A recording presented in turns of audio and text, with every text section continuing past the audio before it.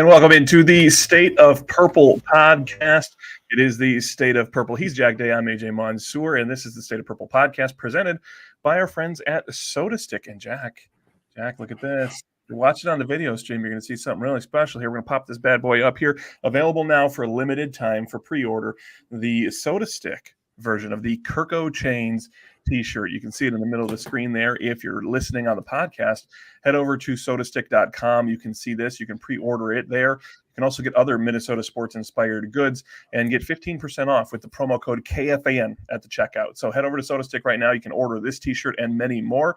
I've got my 10,000 Missed Kicks shirt on. Jack's got his soda hat on, or his skull hat on, excuse me. And we all got it all for 15% off with the promo code KFAN at SodaStick and sodastick.com. Jack, it's been a couple days. We've had some sicknesses. We've had some busy work schedules. How are you, man?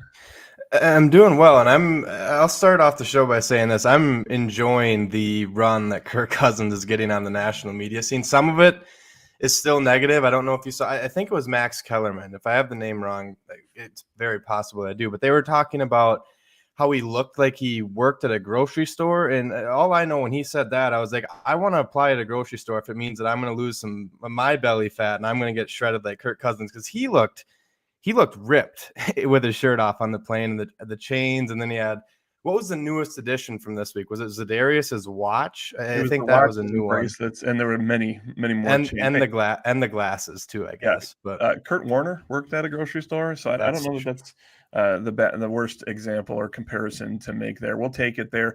We will talk about Kirk and Kirko and Kirko Chainz and some of the thoughts there. Jack, we haven't had an opportunity to recap last week's Washington game. It was a homecoming for Kirk. An interesting way that it all played out. Some weird plays. Obviously, the one where the ref took out it was a Cam Bynum in the middle there, and it led to that Curtis Samuel touchdown.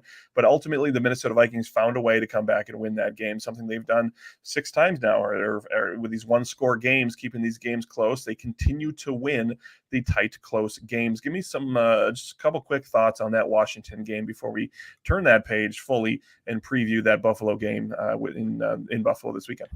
Well, yeah, and it's weird when we talk about Kirko Chainz and Kirk Cousins now, because I think we're used to seeing a little bit of a higher standard of football on the field when he's over the last couple of years. He's played better. Statistically, he's on pace to have one of his worst years in Minnesota. But having said that, that seems like that's more so second and third quarter woes that this team has, that I think that can eventually be worked out. But what we're seeing with Kirk Cousins is he's been at his best in the fourth quarter. And I don't think that's necessarily hasn't been the case in years past. I just don't think he's had a good enough team to keep him around these games in years past. But now the team is kind of, I don't want to say complimentary football, because I don't think we're quite there yet, but it's good enough to allow Kirk Cousins to finish and have some game-winning drives, which he's starting to build upon, and hence why we're seeing all of these fun plane rides home. But I do want to say a couple things about the offensive side of the ball with Kirk Cousins. Justin Jefferson, another solid game. I think it was 115 yards and a touchdown for him. But I think we're starting to see the newest edition of this team pay off already right before our eyes. And I think we found Kirk Cousins his new safety blanket in TJ Hawkinson.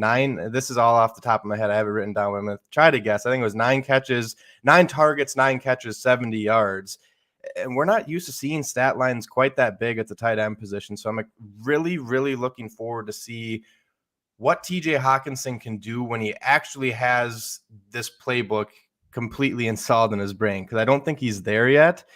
But he was on the field for an insane amount of plays. I don't think you or I were either expecting it to be the case in Washington with a 3 or 4 day turnaround, but he was a difference maker on the offensive side of the ball. And I'm really looking forward to see how that plays out moving forward. Right, and we don't expect him to be up to speed fully this week either, but improvements, right? Little things. He had that stat line, Jack, as you mentioned, and was an integral part of this Vikings offense. And he was running the wrong direction sometimes and running the wrong routes, and just things that you would expect from a guy who was 5 days into his new team, into his new playbook, trying to forget everything that he had learned in Detroit and rename and reconfigure everything here in Minnesota. So definitely a good option for Kirk going forward. When his safety blanket It doesn't have to be Justin Jefferson. I think that makes Justin Jefferson all that much more lethal. And you talked about his 100-yard day. He's had a couple 100-yard days the last couple weeks, and it's been quiet, right? It's been quiet 100-yard days. And when that becomes the norm for Justin Jefferson, you wait for those breakout performances. It could be this week, could be next week, could be sometime down the road. But Kirk, TJ, Justin, it all continues to play into this narrative that this team is not playing its best football yet, and they're winning games. They're 7-1. You have this opportunity to, position yourself for a playoff run early and kind of configure and fight for home field advantage, fight for a bye potentially even. You have that opportunity to do those things. You can't say that for last year's team. Not that this year's team is that much more improved as far as talent or personnel. There's a different vibe. The coaching staff is different. There's some more creativity. But at the end of the day, you win those games, it puts you in better positions. In the state of the NFC North, in the state of the NFC across the board, the Vikings are in a driver's seat as they continue to push down. So winning that game against not a great Washington team, but against a decent Washington defense, lots of pressure up front for Kirk, a decent secondary. You have those opportunities to take those little pieces and continue to build. And that next building block is Buffalo this weekend. Yeah, and I talked about Kirk Cousins without talking about he was getting smacked around all game long. Yeah. He got taken out for a play because I think he got the wind knocked out of him. But that's another thing that we've talked about, frustrations with Kirk Cousins in the past, and being able to stand there in the pocket and take a hit and still deliver the ball downfield is huge in the NFL. And I wanted to give him some credit because I think in the Washington game we saw that a little bit. I think he got smacked on the Dalvin Cook wheel route touchdown that he caught with one hand. Beautiful thrown ball as well. But I want to switch to the defensive side of the ball before we get to Buffalo, because there's a lot of credit to go out to the defensive side of the ball. I think I haven't heard his name yet, and I haven't looked at the stats to verify if this is something that should be on the radar, but Harrison Smith is having an insanely good season from someone that I don't know if we were expecting him to necessarily fall off or not, but he's getting up there in age. And I think he had his 4th interception, and it was in critical time for the Vikings. It came at a perfect moment. Rookie Caleb Evans was all over the field when he got his chance to be out on the field. I was super excited about that. I think we're going to see a lot of him in Buffalo and possibly some Andrew Booth, but the defense altogether just seems like the pieces are starting to click a little bit, like we were expecting it to do on the offensive side of the ball. It seems like that 3-4 scheme, they're starting to find different ways to utilize some of these players. Both Jordan Hicks and Eric Kendricks were all over the field. And I think earlier on in the season, I talked about Eric Kendricks several times, where it just seemed like he was just super close to making a play, but not quite there. And it seems like he's starting to get there. He had a really solid hit. And I want to talk about the front four as well, because Zadarius Smith, no sacks on the day, but he was causing chaos for the Washington offensive line. And Danielle Hunter, 2 sacks on the day. I believe both of those sacks, this is something that we've talked about several times on this show, I believe both of his sacks on Sunday in Washington came from a 3-point stance and not a 2-point stance. So Ed Donatel is finding ways to get him in a more comfortable position where we've seen him thrive in the past. And if all I'm saying is, if you can keep Danielle Hunter and Zadarius Smith healthy for the rest of the season, and they keep playing the way that they're starting to play, I think this defense is going to look a lot better than we saw at the beginning of the season. Well, and I wouldn't even say that the defense has done terrible, right? I mean, you have one game against Philadelphia where things got out of hand and you were playing from behind and everything had to change at that point. But outside of that, the defense is we've talked about this team not really playing well across the board. The defense has been the most consistent piece, right?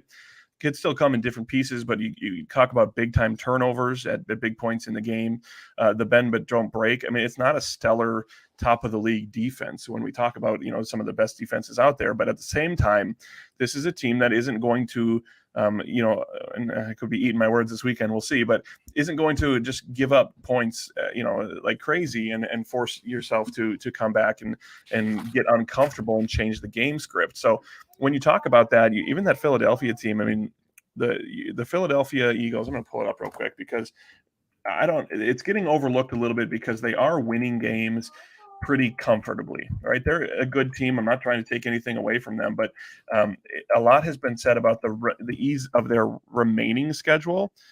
But I'm pulling it up real quick, and sorry I didn't have this prepared. You look at the ease of their played schedule already. They beat the Detroit Lions, who are not a good football team. We've learned that. They beat us. We're a decent football team. The Washington Commanders are under 500. The Jacksonville Jaguars are under 500. The Arizona Cardinals without DeAndre Hopkins are a bad football team.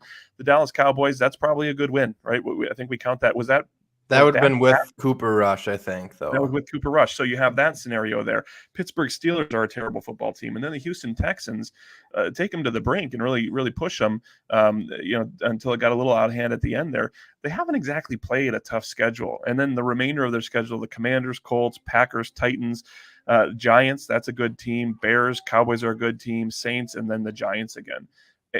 Again, you talk about the ease of their schedule. That's okay. I'm not trying to take anything away from Philadelphia, but at the same time, I don't know that they are leaps and bounds better than the Minnesota Vikings just because they're undefeated, just because they're the number one seed in the NFC and have the potential to run the table there. So you have those scenarios that you kind of everything factors in.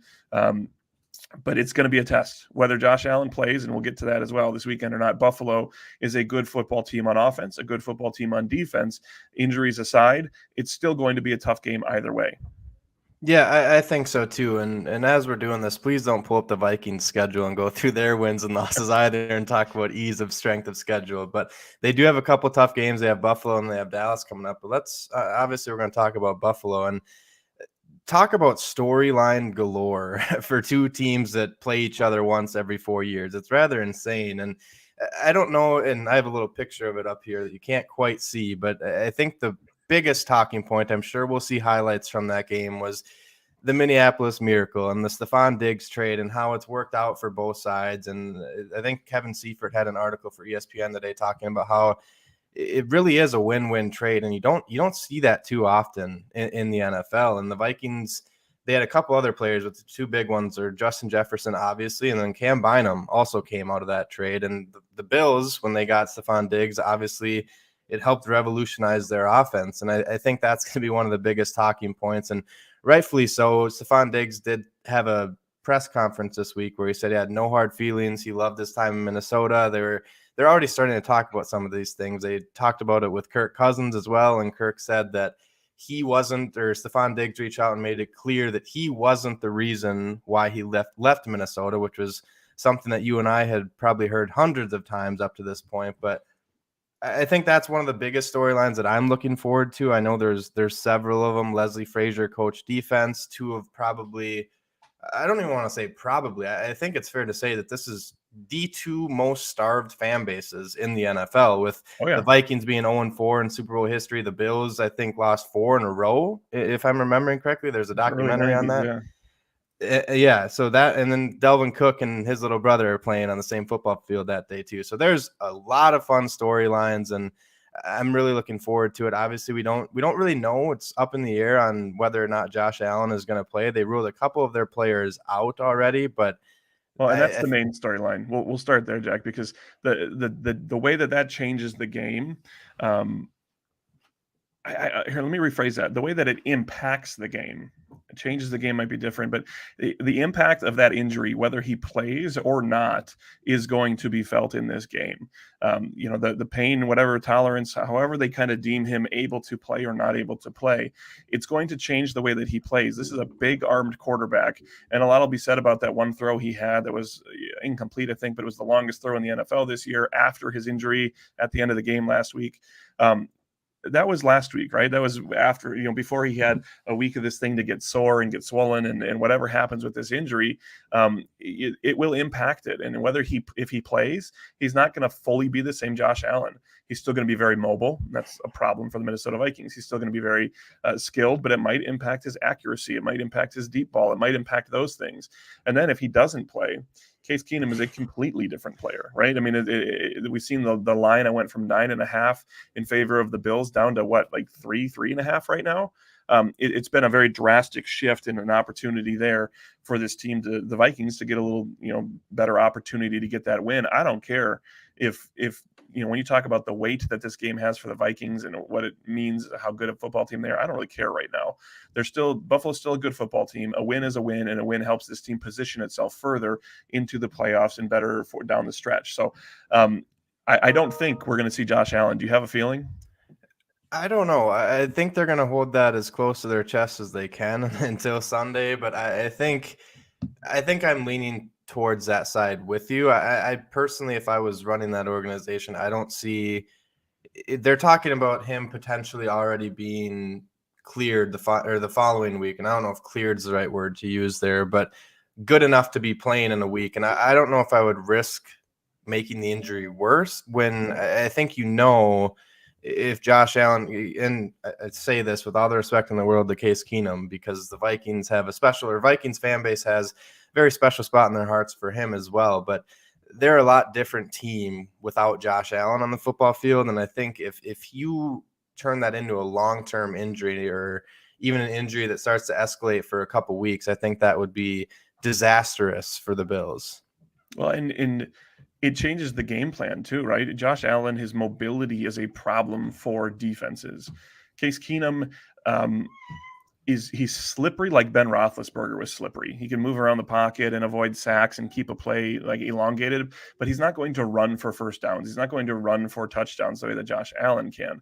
And that, whether you're the Minnesota Vikings or the best defense in the league, whoever you want to say that is, that causes problems for defense. And making that team more one-dimensional helps our defense, put a little more pressure on the quarterback, put a little more pressure on those cornerbacks. Put a little more pressure on the wide receivers and understand that they're going to have to pass it a little bit more. They don't really have a great run game outside of what Allen brings to the table. So you look at that a little bit differently, and it really does make them more one-dimensional. Now, one thing you kind of mentioned it in passing that might impact the Vikings this weekend is Cam Dantzler continues to be a do not practice with his injury that he suffered last week. Your guy, Caleb Evans, came in and played a pretty good game, showed up, in some big spots and some big plays down the stretch.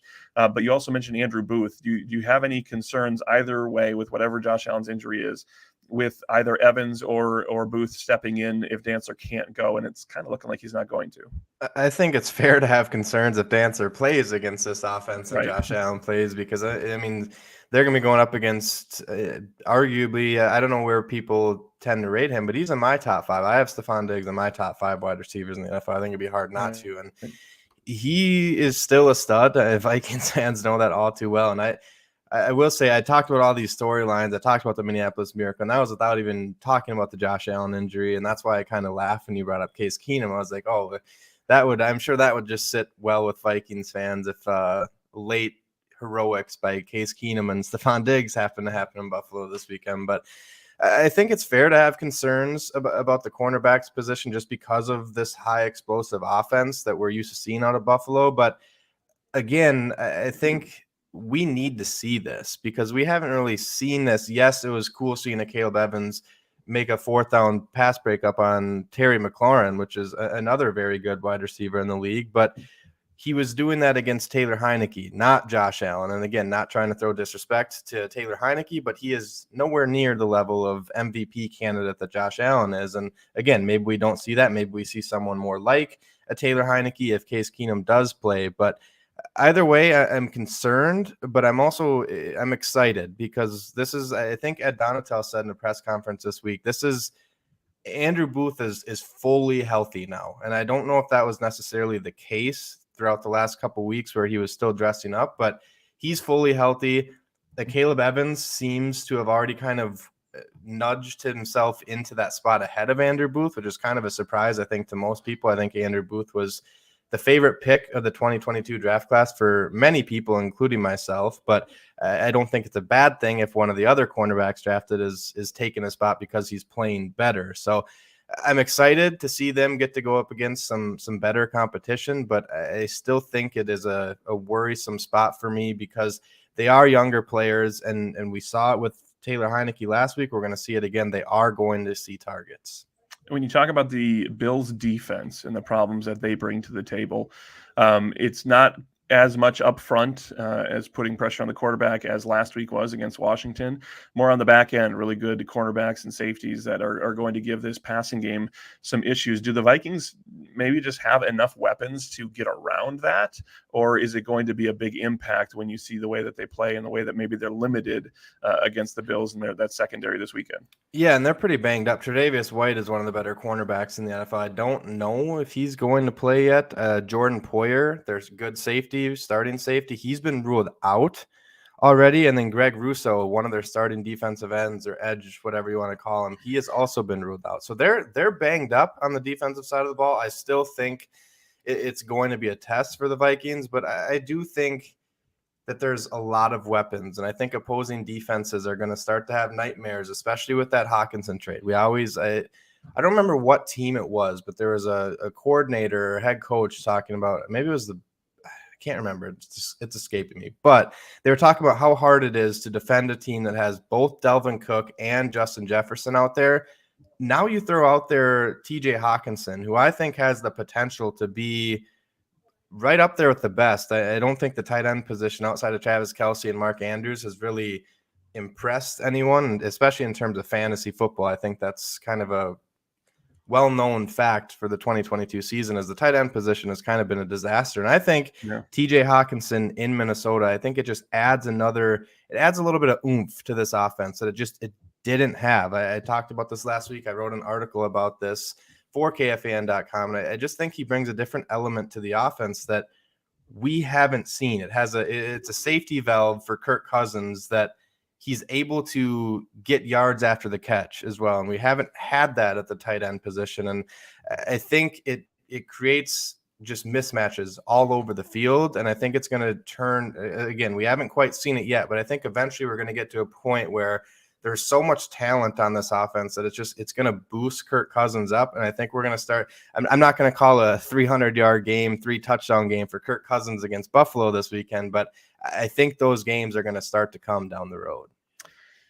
You might have tipped your hand in the answer to this question a little bit, but fill in the blank here for me. The addition of TJ Hawkinson will most benefit which other offensive player? I think the easy answer is Kirk Cousins, but I'm going to go with Justin Jefferson. I think it's just going to create more space and, like I said, more mismatches.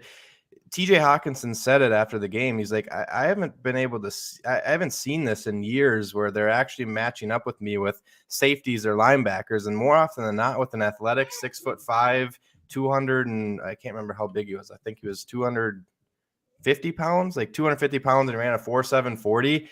That's going to create mismatches wherever you want to put him on the field. And I still think we're going to see more of Adam Thielen, KJ Osborne thrown into the mix. And with that, I think you're going to be able, or I don't know if they're going to be able to double Justin Jefferson quite as much. And if they run those two, I think that's what Hawkinson was saying, those two safety high looks, it just creates so much space for him in the middle of the field, because Justin Jefferson is going to create that, or draw that much attention if he does go deep. So I think Justin Jefferson is a good answer, but I think Kirk Cousins is another one that you can throw out there.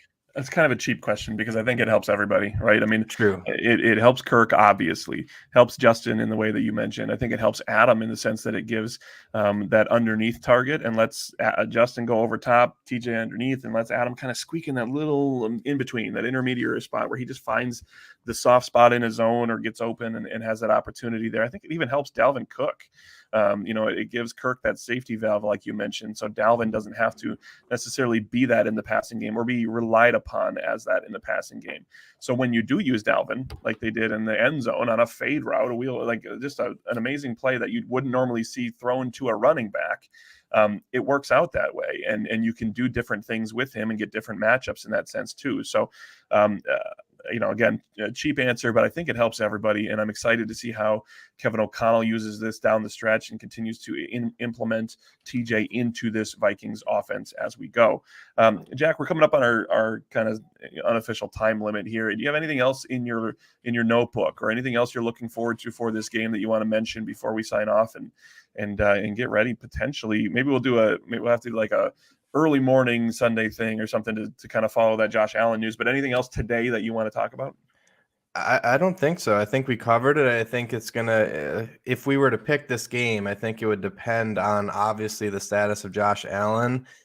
If Josh Allen plays and he's anywhere near the level of what we're used to seeing him play, it feels weird saying this, but I do think that the Vikings come out of Buffalo with a loss. I hope I eat my words Sunday afternoon, and I hope I'm wrong, but I'm excited for this one because it is, like you said, this is the first like real true test outside of that game in Philadelphia for the Vikings. I'm sure you saw the graphics circulating social media of going through the Vikings schedule of how they got to 7-1, which I don't care. They're 7-1 and they're winning football games. I'd rather be there. A lot of the people that are sharing that graphic, by the way, are Packers and or Bears fans who have absolutely no right to be sharing that graphic. But again, I'll just sit here, I'll drink my tea, and I'll say I'd rather be 7-1 and on top of the NFC North than 3-6 with a lot of questions coming up in the. That's another thing. I wanted to ask you this or talk about this quickly, and we can make it quick. But we talked about this when Kwesi Adofo-Mensah took over. The potential of, I don't know the words that he used, but it was something along the lines of rebuilding, but also having a win now mentality. And I think they've done an excellent job with that. You talk about, I don't know how long Kirk Cousins is going to be the answer for this team. He's getting to his mid-30s, obviously, but the foundation that they're building with young players, they have two, I want to say superstars, and it's weird, really weird saying that, but at the tackle position on offense, it's insane how good Christian Darrisaw has played, and obviously Brian O'Neill. You have two bookend offensive tackles now, and you have Justin Jefferson, and then you haven't even seen, no pun intended, but we haven't gotten to see the youth in the secondary outside of a Caleb Evans, Lewis Cine. They're building some youth, or there's a youth movement in the secondary as well. And I think that, I don't know, I'm super excited about that hire. And I think that they're doing that in a perfect way. They go out and they get TJ Hawkinson, who he immediately helps this team continue to stack W's this season, but he's 25 years old and he can be a part of the picture for the next decade, I think. And I think, I don't know, I just wanted to give a little bit of applause to both Kwesi Adofo-Mensah and Kevin O'Connell, because I think they're doing a fantastic job at not only turning the culture around, but keeping talented players here to win, going out and getting big free agents, making big trades. And also, like I said, we don't know too much about the state of the 2022 draft for this team yet, but I think there's a lot of positives for Vikings fans, not only for the remainder of this season, but for years to come as well. Yeah, no doubt. I mean, it's I forget exactly what he used and phrased it as well, but it's a rebuild with the foundation already there, or a competitive rebuild. And you can see that was it. That he believes that as well with the way that he's trading, right? He's trading away draft picks.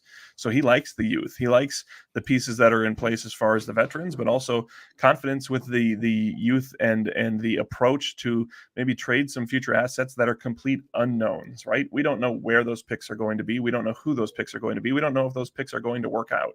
It's a big risk. When you talk about draft picks, could be the best player the NFL has ever seen, and could be the worst.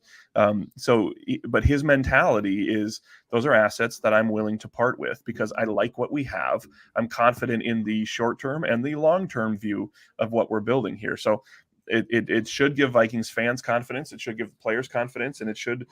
So far, early returns are that it's working out positively for this team. So, good stuff, Jack. We will be in touch. Maybe we'll touch base early on Sunday, depending on what's going on with all of our schedules and the Josh Allen news. That's what we're going to be watching over. I don't know that today's the final injury report. We'll see. We'll see if they're trying to get tactical and they put him as a limited participant, so that he then becomes an unknown, a game time decision, if you will, or if they just rule him out today. We may know this afternoon what it's going to be, but either way, we'll all be watching that news, and we'll all be watching the t-shirts as well. Sodastick.com, you get your Kirko Chainz t-shirt over there right now, 15% off with the promo code KFAN at checkout. Thank you to SodaStick for supporting this podcast, getting us on air, and actually making it happen. Literally wouldn't happen without SodaStick. So thank you, SodaStick. KFAN is that promo code, 15% off. Jack, we will talk to you later this weekend, either on the air or on text message. But have a great weekend, everybody. We will talk to you later. You can find old episodes of the State of Purple podcast on iHeartRadio, iTunes, or wherever you get your favorite podcasts. And don't forget to subscribe so that when we do, whether it's the weekend or weekday, put out a new episode, you'll get alerted and it will get sent directly to your device. And go Vikings. Go to Buffalo. Make a statement. Jack predicted a win or maybe a loss. We'll see. That's probably a pretty fair thing until they prove us wrong, and hopefully they do prove us wrong. All right, Jack, we'll see you later, man. Yep, we'll talk to you later. Bye-bye.